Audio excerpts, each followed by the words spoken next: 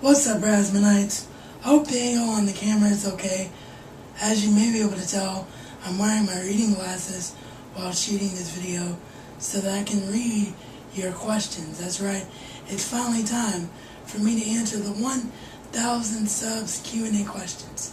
Now, I still have not been able to find the name of the original RazManites reality theme to help with revenue sharing.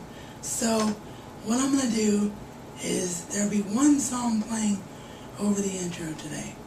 And then there'll be another song playing over the credits today. Those are my two choices for a possible new theme.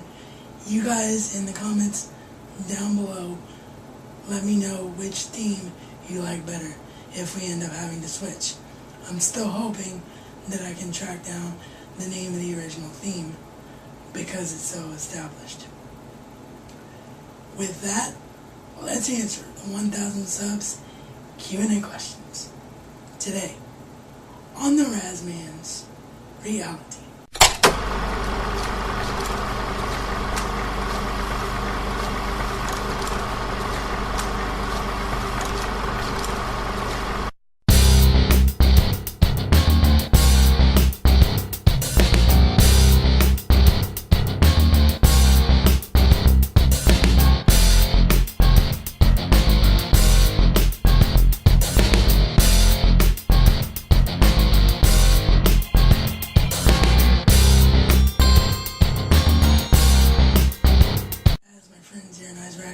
Likes to say, welcome back.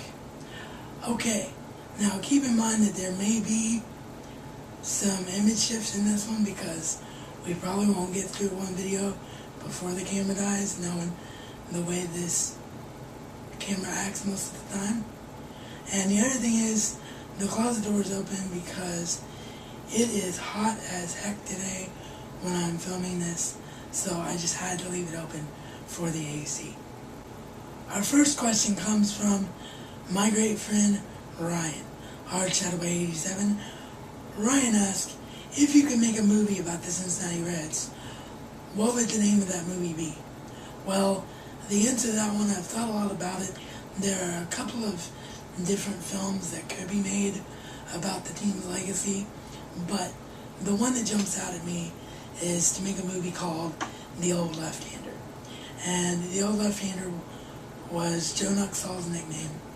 Joe Nuxall, the longtime Reds broadcaster for many, many years. And of course, he is also the youngest player in Major League Baseball history, making his debut at the age of 16 years old. Things worked a lot different back then, and the saying, the old left-hander, comes from when he used to sign off the radio. He would say, this is the old left-hander, rounding third and heading for home. Good night, everybody. So, that is definitely the story that I want to tell. Joe Nuxall is an absolute legend, both on the field and off, and his story deserves to be told. Jared Jericho, although I'll put his current channel down because that channel's been closed. His current channel it's still just Jared. He asked, if I were on Survivor, what would my luxury item be? Well, I never really watched Survivor, so I don't know, but I guess the answer would be my Blu-ray player and a few films, so I could have films to watch. If I'm breaking the rules, I'm sorry, I never watched that show. I just could not get into it. My next question comes from Corey Brown Reviews, who asked, what is the most overrated and underrated film of all time, in your opinion?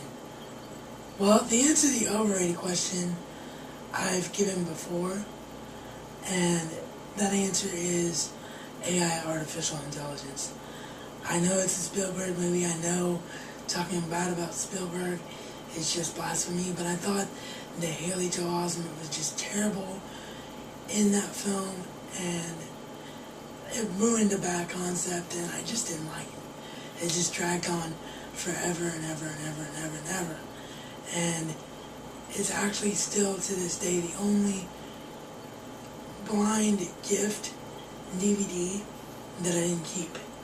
My mom gave it to me on one of those random trips that your parents do a couple times a year if they can, when they have spending cash, and they just pick up something that they think you'd like, and I just didn't like AI at all. And she had a reason for picking it up, because I normally love everything that Spielberg is attached to, but AI I just didn't enjoy. And as far as underrated goes, I don't know about all time, because that's a very tough question. There are a lot of underrated movies, but right off the top of my head, I would have to say Alex Proyas' Knowing. And if you don't know anything about that film, go back through my channel. I did a review on Knowing, and it was actually a gift from Civilian Snowman for my birthday last year in 2010.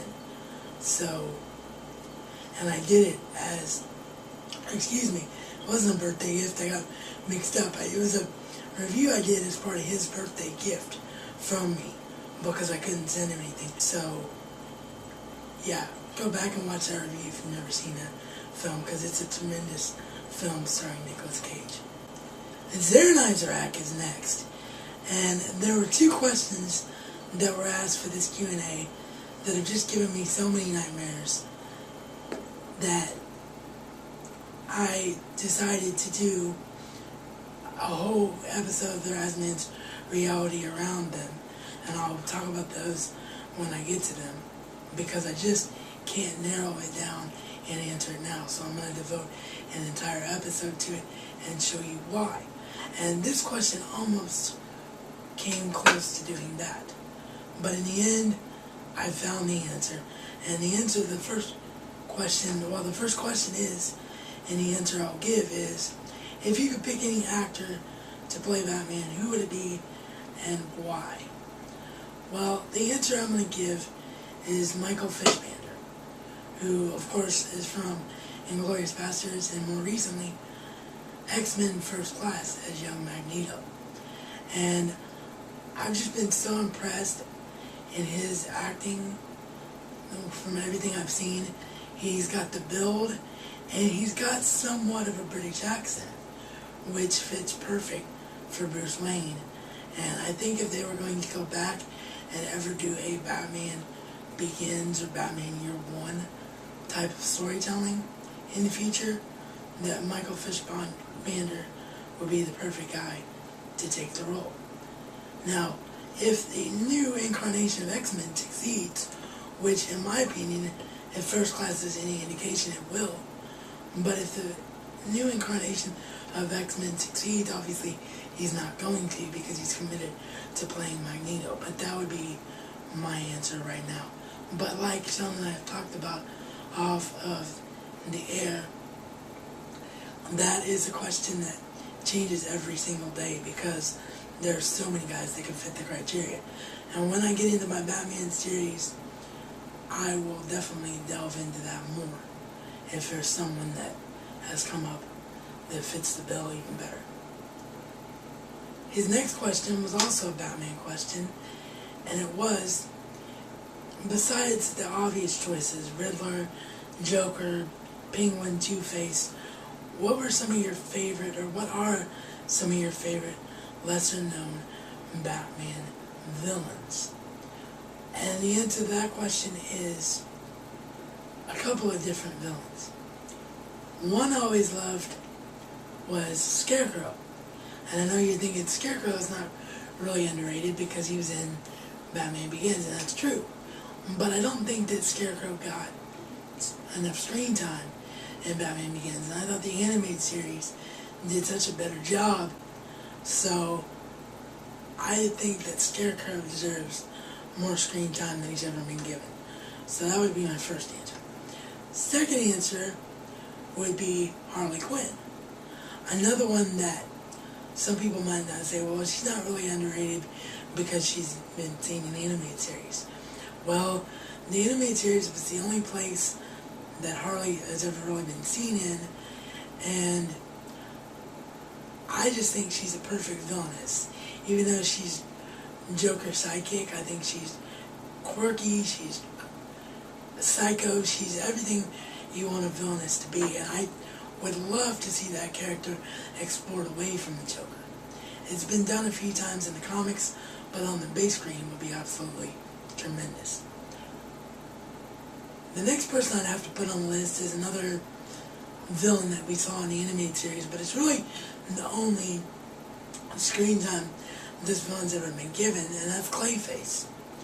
Now, there are some hardcore superhero fans out there who might be saying Clayface is just a ripoff of Sandman from Spider-Man. And while I can understand that point of view, I don't agree with it at all. I think that Clayface is a different villain because Clayface was actually made out of clay. And clay can do a lot different things that sand can do. Sand is coarse and it breaks down easy, and whatever mold you make out of sand can disappear rather quickly. Whereas clay, if it's hard and it's molded, there's no question what a person made out of clay could become. So the idea of Clayface always freaked me out, because if a guy is made out of clay, he is going to be woohoo so far gone in the head that it is ridiculous. So Clayface, I think, would be, for lack of a better way to put it, a beautiful, beautiful villain to explore in the Batman universe. I don't think he's given nearly enough credit. And off the top of my head, well, not off the top of my head, I've spent the last month figuring this out, but as of right now, that's all I have. But as with the other Batman question, I probably will come back and do more on this subject later on. My next question comes from MaxOnFire67, who asks, what is my favorite Stanley Kubrick film? I've answered this question before, but I know that he's a new subscriber and probably didn't see the request that I made to not repeat questions, so I'll go ahead and just give the answer really quickly, and that is A Clockwork Orange, although a close second would definitely be 2001, A Space Odyssey. 1985 viewed is next, and he asked several questions, so we'll do them in order they were asked. His first question is, favorite scene from Field of Dreams? Feel free to act it out. Well, I don't have the proper costume or the proper voice to act it out, but without a doubt, my favorite, most powerful scene, actually it's a tie. I couldn't even narrow it down to one, so I'll talk about two. But the first one that comes to mind, the reason I said powerful in voice, is of course James Earl Jones as Terrence Mann's speech at the end of the film, where he talks about people will come, Ray. The one constant in America has always been baseball, fathers and sons, etc., etc., etc.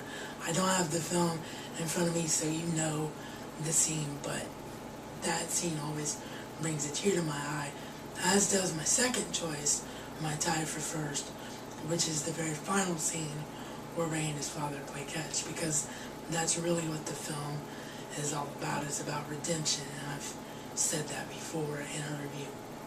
So yeah, Field of Dreams, one of the greatest films ever made. There'll never be another film like that, in my opinion. And those two scenes are my favorite, but I love the entire film.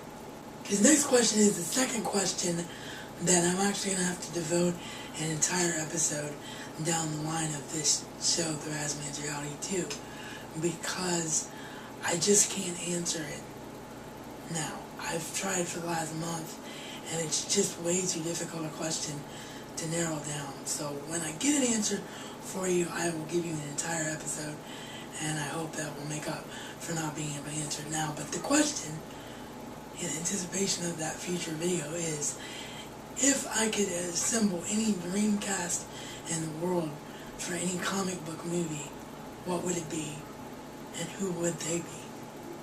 So that'll be a great one to answer down the road. just died, so if you hear any background noise, there are kids outside on the little playground pool area we have here at the apartment, so I do apologize. That question in 1985 you'd asked also pertained to video games, so we will cover comic book / video game cast in the video that I do in regards to that question. He then asked, what is your favorite baseball movie besides Field of Dreams and why? Well, the answer to that question is Little Big League. And the reason I love that film is it's all about a young kid who gets to manage his favorite baseball team. I mean, what fan doesn't grow up who can't play baseball dreaming of managing baseball? I know I've always had that dream, as well as broadcasting the sport, so that film holds a very special place in my heart, and I hope someday that it gets a Blu-ray release. Another one that I really love, though, is The Rookie. And yes, mom did just pop, and yes, it did hurt. Another one I love is The Rookie, which, of course, is the true story of Jim Morrison. But my second favorite film is Little Big League. He then asked, what was the first DVD and what was the first Blu-ray that I bought? The first DVD that I bought, you gotta remember that I don't get to buy a lot of things. Hopefully that will change now with partnership maybe coming. But in the financial situation that I've always been in the last few years, I don't get to buy a lot of stuff. Most stuff I get is gifts from family, friends, or viewers. But the first DVD that I bought was the DVD for Harry Potter and the Sorcerer's Stone. No surprise there, right? And the first Blu-ray that I bought was a re-buying, because I had it on DVD, of the Chronicles of Narnia, Lion, the Witch, and the Wardrobe. So, no real surprises there, because you all know that I'm a big fan of the fantasy genre. Cynical44 is up next. He asks, what old school video game would you like to see made into a movie or remade if you didn't like the movie that was made? Well, if it was a remake, it would definitely be Super Mario Brothers. That film was terrible. But overall, the film that I want to see made from the video game lore is The Legend of Zelda. How can they have not made a movie out of that already? I know there was rumors about 1 year ago. It never did get made. Legend of Zelda is perfect. Epic fantasy lends itself so beautifully to film. So yeah, definitely The Legend of Zelda. Second question is, what kind of superpowers would I have if I was a superhero? I think I answered this once before, but I don't mind answering it again because I'm not 100% sure if I did or not. I want to be invisible. Being invisible means that you could go anywhere, you could be anywhere for any particular reason that you needed to be, and also you'd be able to hide from the villains so they wouldn't see you coming. I always thought that was the coolest part about the Invisible Woman from Fantastic Four, and also the piece of the utility belt that Terry McGinnis had as Batman and Batman Beyond. Invisibility. Oh, and of course there's Harry with his invisibility cloak, but Harry isn't a superhero, but yeah, invisibility for sure. The third question is, what hyped up movie met my expectations? That is with 100%, no doubt about it, The Dark Knight. The Dark Knight met every one of my expectations and superseded them, as well as did Harry Potter and the Deathly Hallows Part 1. Let's hope that in 2 days, when you guys see the review for Harry Potter and the Deathly Hallows Part 2, I can say the same thing. Question is, if I could get one TV series that was prematurely canceled, brought back, what would that show be, and what storyline do I think needs to be fleshed out? Well, everyone would expect me to say Dollhouse because they know how much I love that show. But in actuality, as rushed as that ending was, it was really, truly an ending. So my answer would actually be Gilmore Girls. This is a show that I love. I have all 7 seasons. It's a show that I'm going to talk about in life changes in film and television at one point. And the reason that I want to see it come back, if for nothing else than a 2-hour movie, is because the ending was so very rushed. The WB network thought the ratings were slipping. Maybe they were, in my opinion. They weren't when you compare them to the overall run of the show. But I think the WB network, when they became the CW network, was just looking for a different direction and different shows. So they were trying to get all the WB shows off the air. And the ending of season 7, while it did get to complete a season, it felt like it was very rushed. Rory ended up single, and Lorelai and Luke never got married. And anyone that knows the show knows that those 2 things, especially the latter, is a huge travesty. And I apologize if I spoiled that for anyone who hasn't seen Gilmore Girls, but I did put that quickly in overlay because I did remember it. So yeah, that would be my answer, Gilmore Girls, for that reason. And the final question is, ketchup, mustard, or mayo? You know, to be honest, buddy, I don't like any of them. I'm a plain Jane, plain taste kind of guy. I don't like any extra stuff because I think it takes away from the intended flavor of what I'm trying to eat. But I have been known to put mayonnaise on things from time to time, so I guess the answer would be mayo. Rusty Slumber 1 is the second and final question that I was not able to answer right now, and it's going to get its own video. And his question was, if I could take any film or TV show beginning with the 1930s and ending with this decade and save it because the world's film supply is about to be destroyed, what would those films and TV shows be? So you can look forward to that future video. My final set of questions comes from a viewer who unfortunately closed her account. I was about to give a shout out to this viewer because I thought she had great taste in film and I thought she was going to be really a cool addition to the YouTube community, but she suddenly closed her account with no explanation, or if there was one, I missed it. I'm thinking it might have been an unfortunate case of derogatory comments.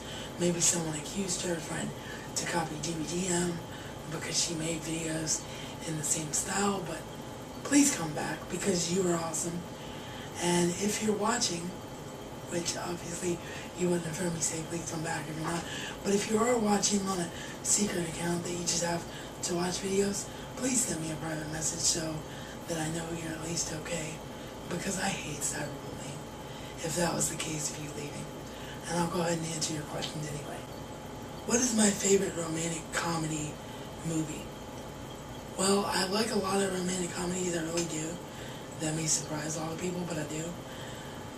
But probably my favorite one is License to Wed, because it had my favorite actress of all time, Mandy Moore, along with my favorite actor of all time, Robin Williams. Her second question was, what is my favorite snack to eat while watching a movie?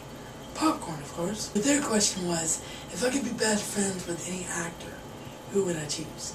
Now, everyone's going to expect me to say Batman, or anyone that's played Batman, but honestly, my real answer is Robin Williams, because I think he's just the funniest man to ever walk the earth. He's just great. And the second part of that question was, if I could marry any actress, who would I choose? Well, honestly, it's Mandy Moore, even though she's already married. I've always been a big fan of Mandy, always had the hugest crush on Mandy Moore. I think she's just adorable, and I would love to be married to her. Sorry about that, everybody.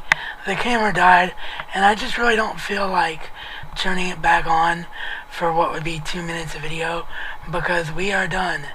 That was the final question for the 1,000 subscriber Q&A, so I want to thank everyone that got to submit a question. I probably can guess that there were some of you that never got a chance to because it didn't show up in your sub box to ask the questions video. I know YouTube subscriber box has been terrible in the past few months, so don't worry, we'll do a Q&A again somewhere down the line. So again, thanks to everybody who asked the question, and don't forget to vote on which of the two themes that you like. The first one you heard played over the intro today was the one I had been using for RazMan Wrestling that I will now use for both channels. If both channels continue for more on that, go to RazMan Wrestling. And then there's this one. So again, please vote on which theme you like. If we have to switch, hopefully we can find the information necessary for the original theme to have revenue sharing. I also did want to mention, because there seems to be some confusion about it, I'm not actually a partner yet. I just have revenue sharing enabled on my account. So because they allowed me or asked me to submit my account for revenue sharing and then allowed me to have revenue sharing on the account, I went ahead and sent in the partner application. But I thank you for your support nonetheless. This is reality according to the RazMan. And RazMan style, it's not just a catchphrase, but a way of life.